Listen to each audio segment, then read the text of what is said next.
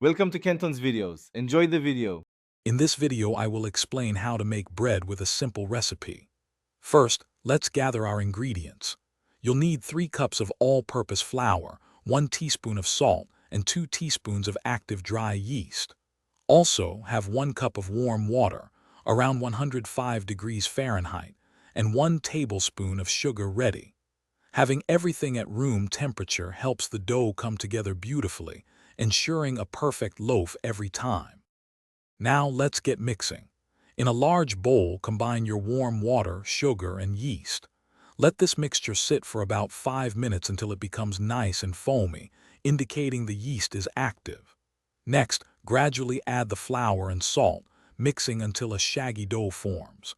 Then, turn the dough out onto a lightly floured surface and knead it for 8 to 10 minutes. You're looking for a smooth, elastic texture. After kneading, it's time for the first rise. Place your dough in a lightly greased bowl, cover it, and let it rest in a warm, draft-free spot for 1 to 1.5 hours.